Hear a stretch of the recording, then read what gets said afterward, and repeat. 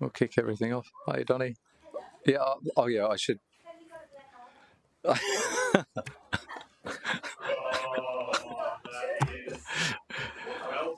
The streaming came on just in time, Councillor Gates. I love it. Yeah, I've actually got a couple of black eyes, and everything else is black as well. Yeah. So. No, it's not a black eye, Councillor Gates. I've just got an issue with my left eye, and it's a bit light sensitive. So for the next couple of days, okay. That's a good way to kick off the meeting. That's good. We should be having a laugh. Absolutely. So, item 1, attendance and apologies. Maybe Donna wants to apologise for being here.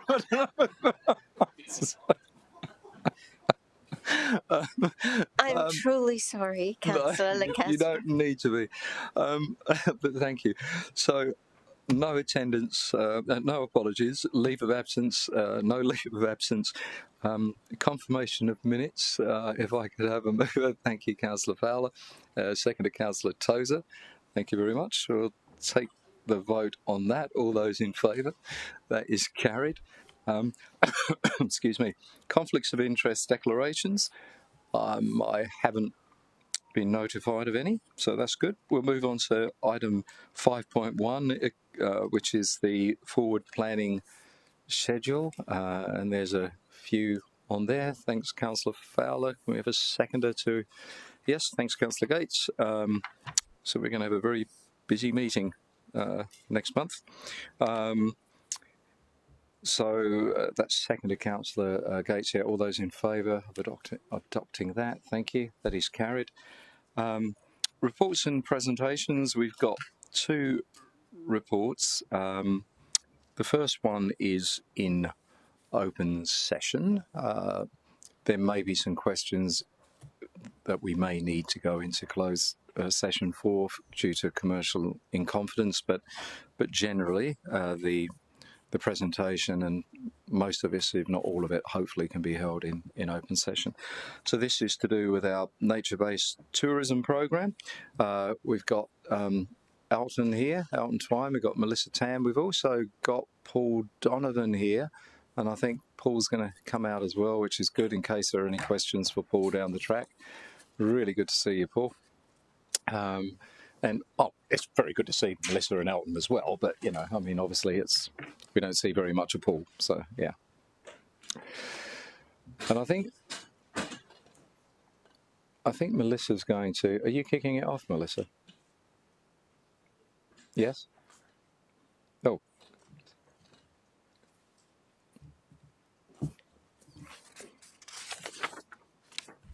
Oh, yeah. Elton's going to kick it off. Yeah, thank you, Chair. Good afternoon, Chair. Good afternoon, councillors. So, as you know, we're here to present today on nature-based tourism. Melissa Tan is going to give the presentation on the next phase of the program. You would have seen last month the Nature-Based Tourism Grants Program. So thank you for your assistance in progressing that. This is about the Opportunity Response Program, and as the Chair said earlier, we have our Chair of our assessment panel, Paul Donovan, here to support us today, and he might have some statements at the end in support of the broader nature-based tourism program. So I'll hand over now to Melissa. Okay, thanks, Alton. Good afternoon, councillors. So, as you know, this is a strategic initiative designed to increase the supply of nature-based tourism products and experiences across the Gold Coast. So, as a quick recap of the overall broader program, we have 2 streams of grant funding.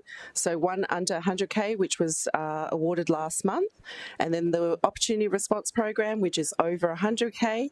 Those ones are looking at larger, more complex proposals, and we're looking at those more significantly enhanced best practice, low impact type products and experiences. And that's what I'll be presenting on today. Just as a recap as well, this has gone through a rigorous 3-step assessment process.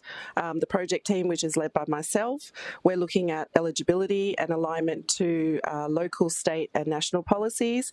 Then we're also then focusing on the middle section, which is procuring subject matter expertise with the delivery partners internally, as well as externally via Invest Gold Coast and Gold Coast Waterways Authority. Then the assessment panel makes up the 3rd step of the assessment process, and that's where Paul Donovan, our chair, leads that evaluation. So we'll go through. That's a recap of who currently makes up the assessment panel at the moment. As a recap as well, the weighted assessment criteria that Council endorsed late last year includes these 6 key themes. You'll see that innovation, uniqueness, economic benefit, community benefit, those actually make up a large portion of the weighted criteria, but it's important to note as well that we have capability and experience of the operators, environmental stewardship and cultural appreciation as part of that weighted assessment criteria.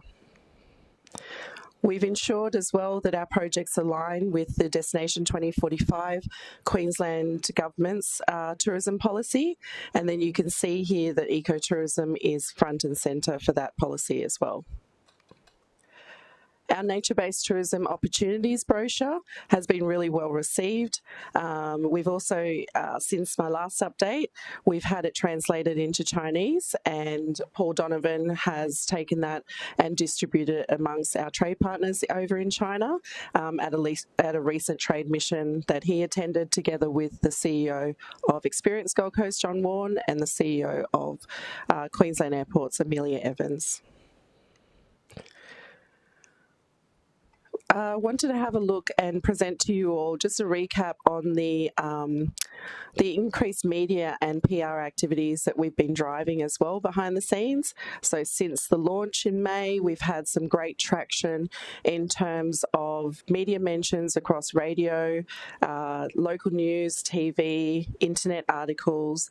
We've received leads, generated interest via Business News Australia, Australian Financial Review, Travel Daily and Travel Bulletin have produced a fair number of the leads that we received as well through this whole process. And most recently, the Gold Coast was featured on a segment on the Today Show with a live broadcast on the 10th of October. You may have seen the Mayor Tom Tate interviewed on Tallebudgera Creek, and then we had 9 weather crossers out in the hinterland, and we were based at Gwingana Lifestyle Retreat for that. That's generated over $1 million there in media value, and you can see the TV reach and broadcasting viewership as well has been impressive. In addition, Alton also presented on a panel as well as a keynote last week at the Sea Otter Conference, which is focused on cycling and outdoor recreation. And then in addition, next month we will be able to leverage the partnership with Queensland Government's flagship tourism conference called Destination Q, where our CEO Tim Baker will be presenting a 20-minute keynote session, and we will also have some exhibitor spaces there as well, promoting nature-based tourism. And then we also have a pre-recorded Channel 9 My Way episode airing soon. You can see there next month nationally as well as domestically. So to circle back to the Opportunity Response Program at hand, we received a lot of demand. So similar to the grants that I presented on last month, this time round for the opportunity responses, we received 34 applications. You can see that sorry to backtrack, but in terms of the guidelines, we kept it quite broad. The guidelines that were endorsed by Council allowed us to test the market this time round in the pilot phase. So you can see there, total project value is at around $82 million across those 34 applications, and the funding request was at over $50 million as well. The next part of the presentation, I've got some information that will dive deeper into the projects that are being recommended for funding. So those are confidential, just based on sensitive information.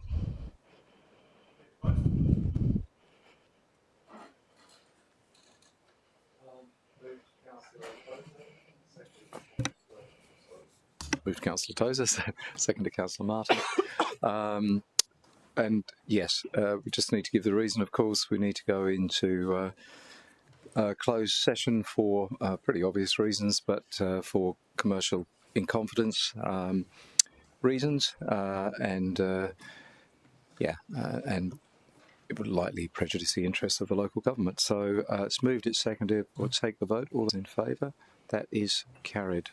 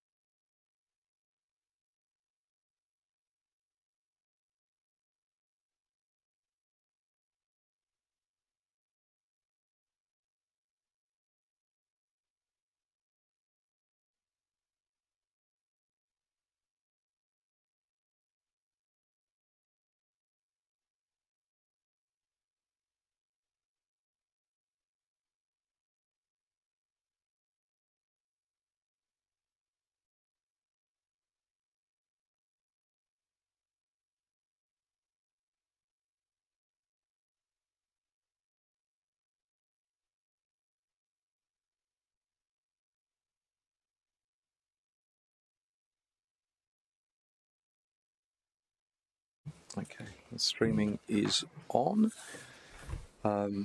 So, yeah, we've just had a discussion about... is the presentation still to finish? There's 2 more slides. Ah, sorry. Okay. Well, we have just come back into open, so I might just say that we've just been briefed on particular projects, nature-based tourism projects, to get a better understanding of what they are going to be offering to the city, and of course to wider afield to attract more tourism in the nature-based space for the city. And obviously they were confidential because of commercial in confidence. Sorry, Melissa, I'll hand back to you now. Okay, thank you. So yeah, in summary, there are some key there are some key insights here available for you to summarise the 10 projects that we are recommending for funding, and they leverage, of the $2 million budget, they leverage projects equaling $19.7 million. Important to note as well, so we kept it open with the guidelines in regards to the co-contribution for this stream of grants, and based on the recommendations of the 10 projects and the funding allocations there, we're actually leveraging an average co-contribution of a high 89%, which is therefore multiplying council's funding impact. As I mentioned earlier as well, the portfolio is well balanced in terms of product types and experiences, and assisting with the objective of diversifying our economy and with regards to the tourism products and experiences, as well as dispersing that intended visitation from the coastline through to the hinterland.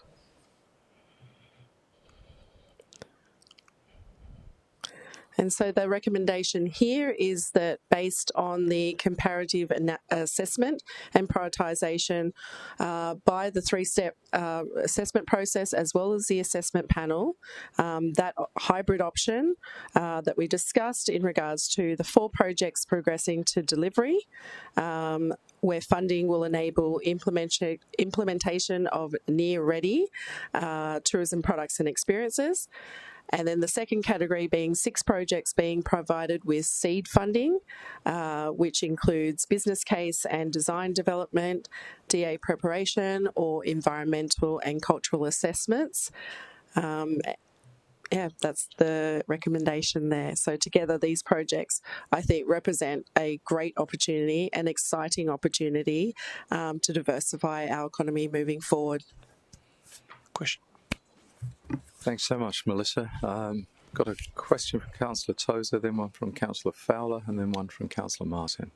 So my first question is, on one of your earlier slides, you said that there was 34 applications altogether, and I think you said there was maybe 18 that were under $500,000 and 12 that were over $500,000, or something along those lines.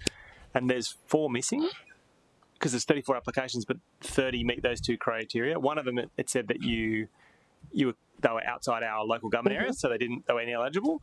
What happened with the other 3? I'll take that one on notice, Councillor. Okay, all right. Councillor Fowler.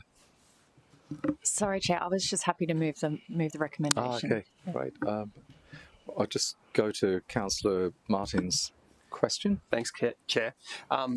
Just on the seed funding proposals, is there going to be an acquittal process? Obviously, it's helping them get ready, but is there still a milestone that they deliver that?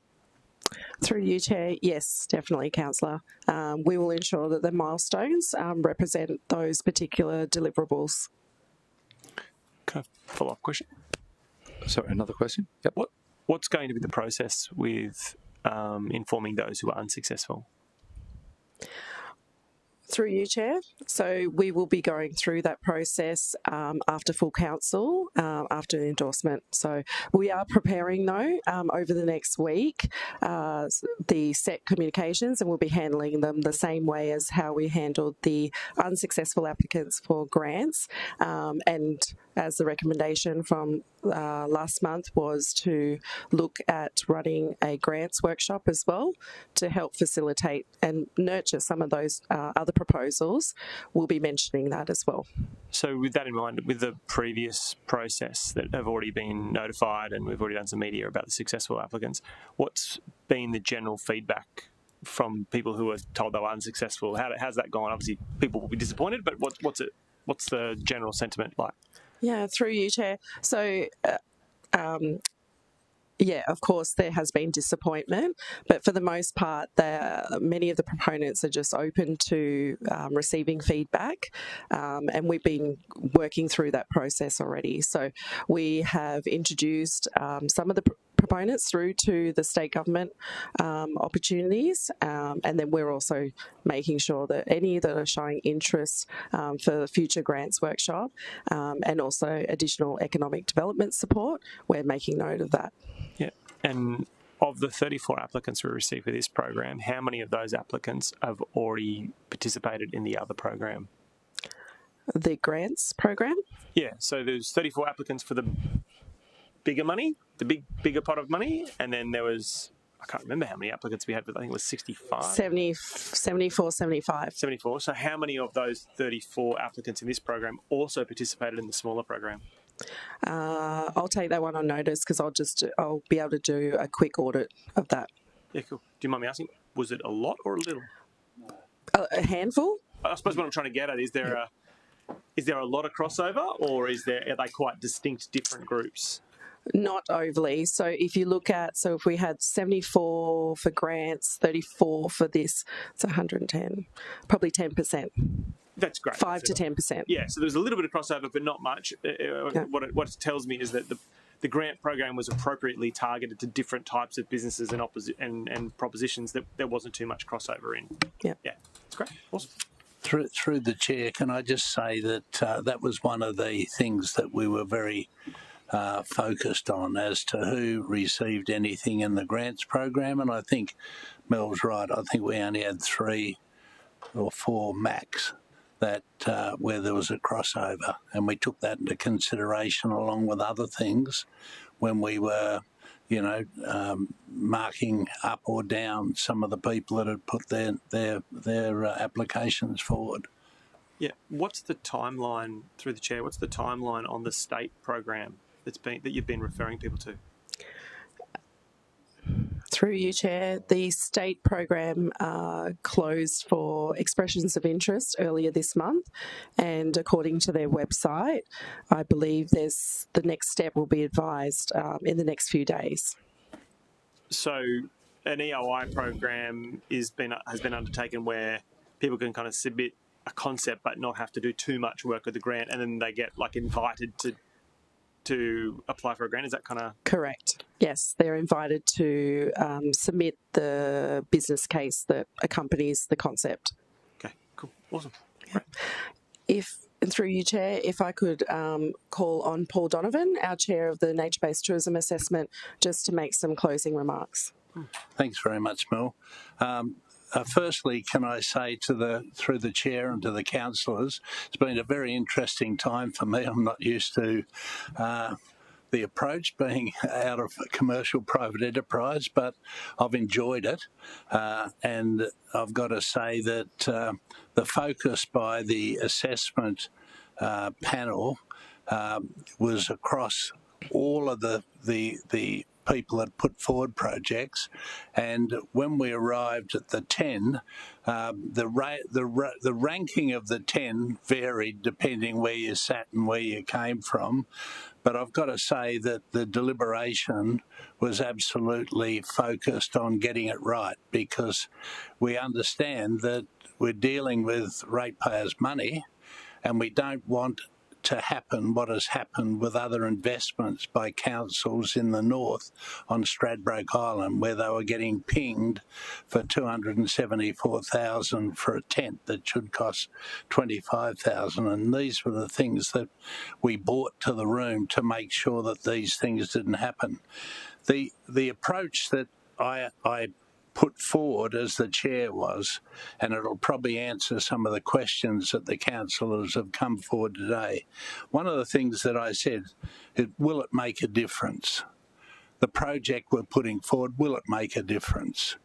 Because that's one of the key things. We could give a lot of money out and there's no difference made or nothing added. The second part, will it attract more visitors? You know, that's the key reason we're doing this. Will it attract more visitors? The competitive environment, are we stacking new products up against a whole raft of products that are already there? So really, what will it do? Take away from the existing, or will it add value? The co-contributions which came up, you know, that was something I looked at, and our assessment panel looked at very closely to make sure that the people had a lot of skin in the game, because we don't want to, you know, start a project, hand the money out, and they don't have any skin in the game and it doesn't go ahead. Start and finish dates were key as well. And we found this when we went to Tasmania, and fortunately, through the chair, Councillor Gates was on that trip where people were land banking and they weren't giving start or finishing dates. So, you know, there was no value. How, when, who will market the product? Because, you know, it's like, if you build this product, will it stand up? How will they market it? And what will the difference be? And through Melissa, she mentioned we translated the brochure into Mandarin, and you know the focus that the Chinese wholesalers had when we went over there was amazing. In fact, one of them wanted to, because we had a picture in there on Wavebreak Island, the development, and one of them wanted to invest and do that by themselves. So, you know, the Southeast, you know, Asian market are looking for something different.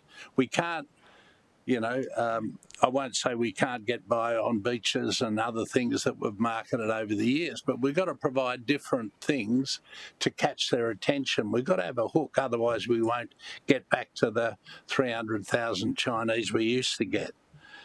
Will the project continue if they miss the grant was another question. We said, well, you know, if they haven't got skin in the game, will it go? And the quality of the application was key as well. Otherwise, it wasn't just 2 or 3 lines. It's like, we're serious about this.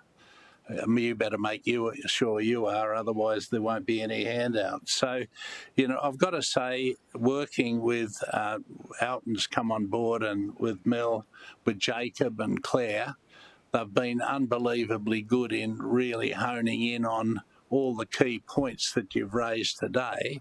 And I think, you know, I have full confidence in the fact that, you know, through this process, we've had a probity advisor there at every meeting to make sure that, you know, we don't overstep, or in particular, I don't overstep.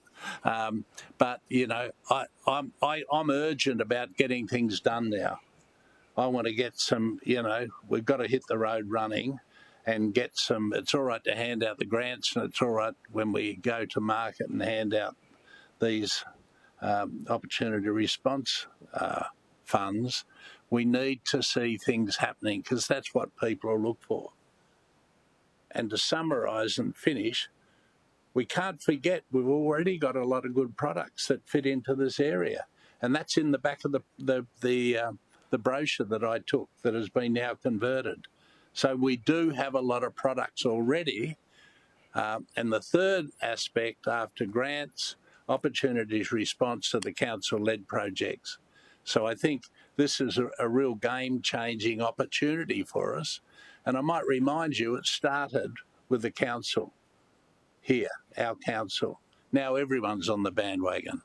Even Dreamworld are using nature-based tourism to get their new master plan up. So, you know, from the chair's point of view, you know, I'm very confident that everything has been done in the correct manner, and the results that Melissa's gone through and under Elton's guidance is absolutely spot on. Nothing has been left out in the examination. Great. Thanks so much, Paul. And yeah, thanks so much for all the work you've put in and the panel, the whole team, because it's a lot of work. I mean, there are a lot of applications in that first round for under 100, and these, it's a lot of work. And yeah, you've certainly presented a very diverse mix of offerings, which is what it's all about. So you've done a great job. So thank you so much. I'm going to go to Councillor Fowler, who's happy to, or has moved the item.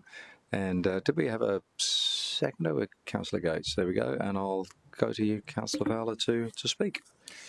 Thank you, Chair. And through you, I'm very happy to move that we back this hybrid funding recommendation for nature-based tourism program. I think these projects are a really good mix, big and small, coast to hinterland, and they're all about growing our visitor economy while also considering our environment and our community, which I think is the perfect mix. There's been a lot of interest and some really strong ideas, and I think supporting these 10 projects is a really good investment for the city. Well said. Councillor Gates, did you want to add anything? Just to say that it's great to get the report that we got and the closed session advice, which answered all of our questions. And so I just want to recognise that Paul and Elton have made a major contribution, as well as Melissa. So it's a really exciting opportunity for the city. And we've been saying for a long time that we need to be the Gold Coast, not the old coast, and that we need to have new product to stay at the top of the tree in terms of within our own country and internationally. And I think there's obviously and very clearly a demand for nature-based tourism, which as Mr. Donovan suggested, I did go on a study tour to Tasmania earlier this year. Was it this year or last year? Last May, I think it was. How time flies, hey? And it was just amazing to see what's on offer in Tasmania. And we have an even more interesting, I believe, geographical situation where we can do nature-based tourism beachside, or we can do it in the hinterland. There are so many opportunities here on the Gold Coast, and it's very exciting, and congratulations on the work you've done. Well said. Okay. Anyone else wish to speak? If not, I will put the vote to you all. All those in favour? That is carried unanimously. And thank you very, very much, Melissa. Thanks, Elton. Thank you, Paul.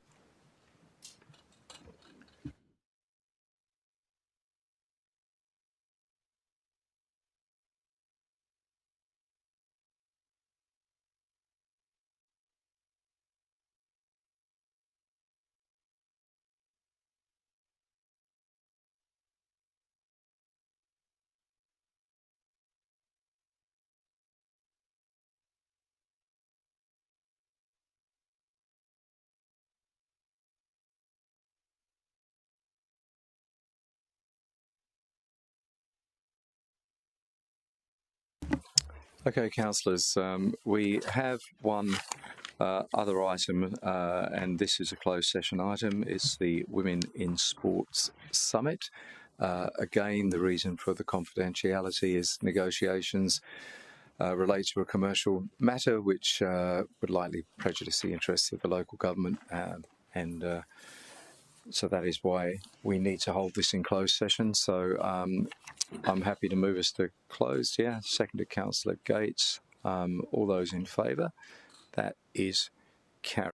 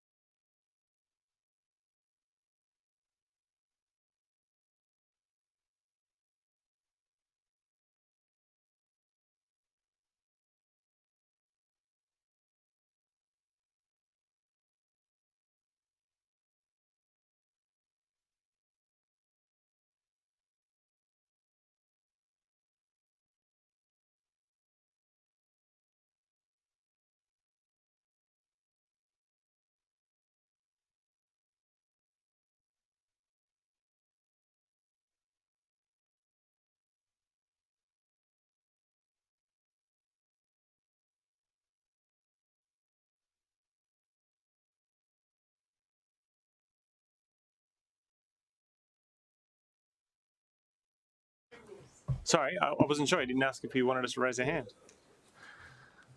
So the streaming is back on after some, rigorous debate. Sorry. Do you want me to move it and have it lapse for want of a seconder, or how do you want to do it? It's up to you. Yeah, so I'll move the item and let it lapse for want of a seconder, unless someone wants to second it now. Great. So, Councillor Tozer, you want to move the officer's recommendation? Yep. Okay, and calling for a seconder. No seconder? Okay. All right, you're right. Lapses for want of a seconder. So in which case, it's a procedural motion, really, that the matter be deferred to full council. Seconded, Councillor Gates. Can I speak against that? You can speak against it if you so wish, Councillor Tozer. Yeah. So I don't think we should defer this matter. There's a couple of reasons why I don't think we should defer this matter. I think that I had a chance to attend the Women in Sport Summit this year, and I found the event a wonderful celebration of women's sport. There was a bunch of great professional people from international positions and locations, and if I remember correctly, there was the head of the Oceania Cup, and Netball Australia was there, AFC Women's Asia Cup, and people from Octagon, which are a large player agent company. The CEO of the WNBL was there. It was a really high-profile group of women involved in advocating for the sport. But the information that's been provided to us today, I'd say, overstates the size of the event, and I felt uncomfortable about supporting it, and I don't think we should defer it because that information has been made available to all councillors today. I think there's a reticence. The reason that we shouldn't defer it is I think there's a reticence amongst any councillor, including myself, to lack support or to be seen to be lacking support for women's sport. And I'd point them to an event that was just held in October just past called Empower Her Future, which is a partnership between the Gold Coast City Council or the City of Gold Coast and Bond University, which was, it's in its very early days. It's in its conception phase right now, but it's been held for the first time and on all reports was really positive. And also point to March next year, Brisbane's hosting the Women in Sport Congress, which is an international women's sport event. To me, there's lots of events of this nature around. I don't think this committee should make a habit of deferring matters to full council when there is not a clear view, and I'm not sure. I just can't support a deferral when I think our committee has enough information to make a decision either for or against, and give that informed position to council. That's my view about the deferral. Well, yeah, okay. I need to respond to that. I don't think this committee does make a habit of deferring things to full council. I think we make a lot of decisions in this committee. But absolutely agree. Thank you. But the fact of the matter remains that there is no option to do that if there is a mover and there is no seconder, and there aren't enough councillors who actually agree to either support or not support. So I don't know where else we go with it. So because there are more questions, and obviously those questions need to be addressed at full council, and there's more work that we can do between now and full council to maybe give us that information which allows us to make a decision that we feel where we feel we're comfortable. And at the moment, the majority of us don't feel that we've got enough to make that decision at the moment. I don't know if you want to respond, but I think this committee should make recommendations to council. There's clearly councillors in this room that feel strongly about this, and rather than actually make a recommendation, they've chose to defer it to the full council. I think that is sad. I think we should make a recommendation. If that recommendation is less than what the officers thought, or if it's more than what the officers thought, or whatever it is, we should collaborate and do so. But that's just my personal view, and that's the point of speaking against the deferral. So to clarify my point, I wasn't trying to be critical of your chairmanship in any... No, I didn't take it that way. That's fine. All right, I've got a procedural motion before us, and I'll take the... Sorry, hang on. What is it? It's a procedural motion. I think it's a procedural motion. Yeah. Oh, sorry, it was on there. It said changed. Yeah, sorry. Okay, so we'll take the vote on the procedural motion. I don't think we can use one. If the matter's deferred, we can't say anything. No, we can't. No, sorry. There we go. that the matter be deferred to full council schedule for 10 November 2025. Yep, I think that does it. So moved. Seconded, Councillor Gates. We'll take the vote. All those in favour? Against? Do you want to be recorded? Yes, please. Yeah, I thought you might. I think that those supportive should have said how much they're supportive. Right. Put it on paper. Okay, thank you. There is no general business, so in which case I would declare the meeting closed at 14:40. Thanks, Trish. Thanks, Ben.